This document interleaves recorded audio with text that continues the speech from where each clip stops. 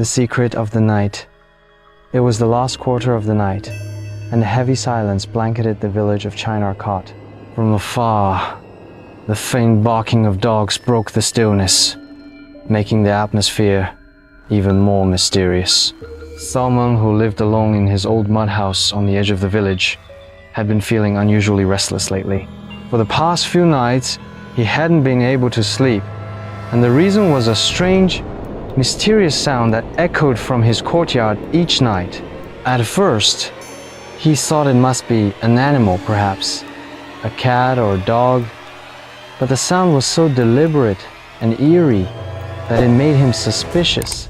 It resembled a whisper, as if someone was reading something very softly, but he couldn't make out the words. The sound always started around 2:00 a.m. and disappeared on its own before dawn. Tonight too, when the clock struck 2:00, that whispering began again. Salman got up from his bed, his heart pounding faster. He gathered his courage and gently pulled aside the curtain from his window. Outside was pitch black. The moon was hidden behind clouds. He squinted into the darkness, trying to see something, anything, but nothing was visible. Only that same mysterious whisper, which now felt clearer than ever, like it was coming from just below his window. Salman's hands and feet turned cold, but his curiosity wouldn't let him rest. He decided that tonight he would uncover the truth. He slowly walked toward the door. His heart was thudding in his chest.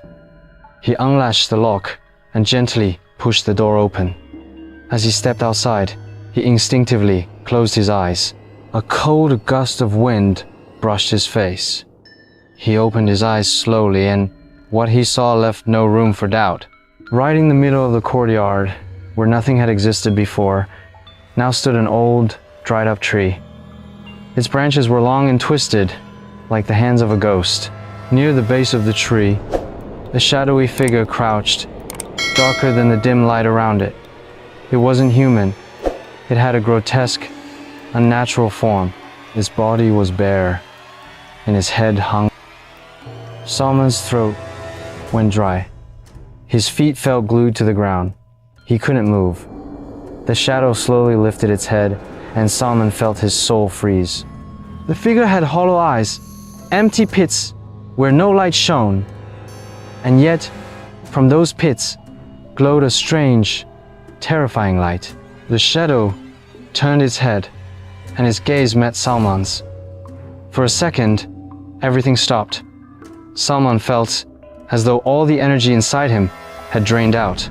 The shadow let out a dreadful laugh that echoed through the air, and then it vanished into silence. Suddenly regaining his senses, Salman stumbled backward.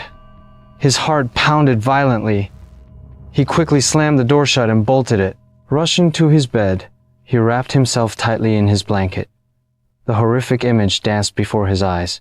He knew now he had seen something that did not belong to this world. When the first rays of sunlight peeked through the roof the next morning, Salman gathered the courage to look outside. The courtyard was empty, no tree, no shadow. But Salman knew this was no illusion.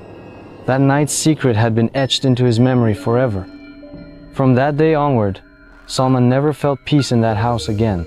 Every night, he lay in fear, dreading the return of that shadow. And those whispers, which still echoed in his ears from time to time, had filled his soul with a fear that would never end. At a broken angle, instead of fingers, it had long, pointed bones that scratched at the ground, writing something strange. The whispering sound was coming from this shadow, as if it were performing some ancient spell.